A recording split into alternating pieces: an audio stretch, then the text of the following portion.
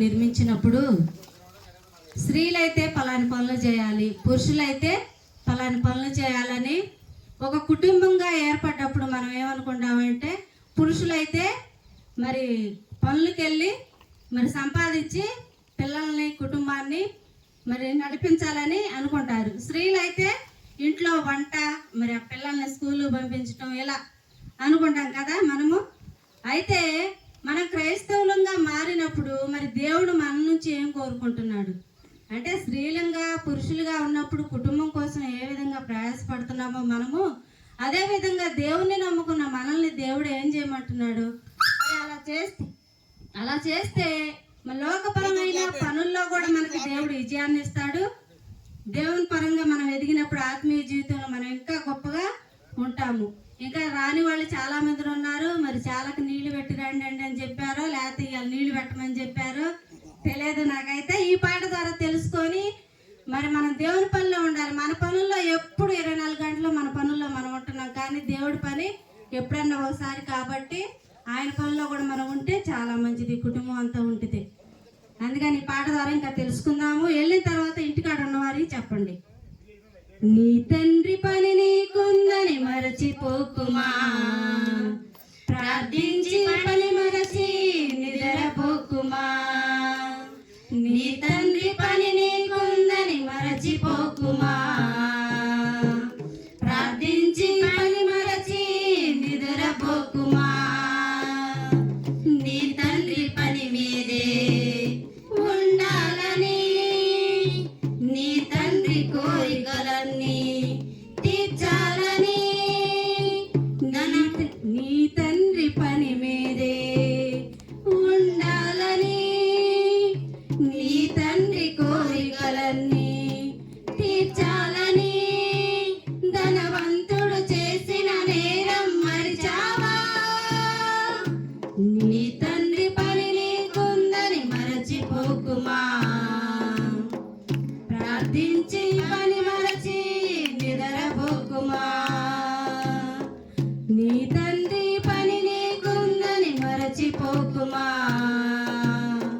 ప్రార్థించి పని మరచి నిద్రపోకుమా. మన పనులు ఏ విధంగా మనం మర్చిపోకుండా పనులు చేసుకుంటామో దేవుడి పని కూడా మర్చిపోకుండా ఆయన పని మనం చేయాలి. ఇలా కోటాలని చెప్పినప్పుడు బైబిల్ క్లాసులని చెప్పినప్పుడు కుటుంబం అందరం కూడా రావడానికి సిద్ధపడాలి. జననం మరణం మధ్యన ఉన్నది జీవిత కాలం, జననం మరణం మధ్యన ఉన్నది పని కాలం. జననం మరణం మధ్యన ఉన్నది జీవిత కాలం, జననం మరణం మధ్యన ఉన్నది పని కాలం. పని చేసి పరలోకం స్వతంత్రించుకో, పనిలోని కోరికలన్నీ నియంత్రించుకో. దేవుని సంకల్పం చొప్పునే సేవ చేసి నిద్రించాలి. నీ తండ్రి పని నీకుందని మరచిపోకించి పని మరచి నిద్రపోకుమా. జననం మరణం మధ్యన ఉన్నది మనుషుల బంధం, మరణంతో తెగిపోతుంది మనిషి సంబంధం.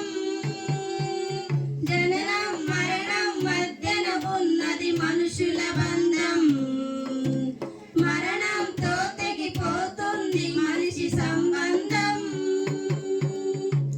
దేవుడు నీకిచ్చిన పనిని పూర్తి చేసుకో, క్రీస్తు వలె ఆత్మను తండ్రికి అప్పగించుకో.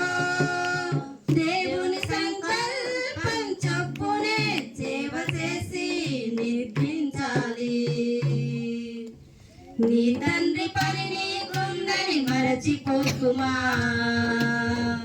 ప్రార్థించి పని మరచి నిద్రపోకుమా. నీ తండ్రి పని నీకుందని మరచిపోకుమా,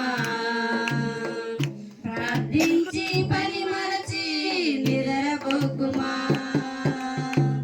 నీ తండ్రి పని మీదే ఉండాలని, నీ తండ్రి కోరికలన్నీ తీర్చాలని. ధనవంతుడు చేసిన నేరం మరిచావా,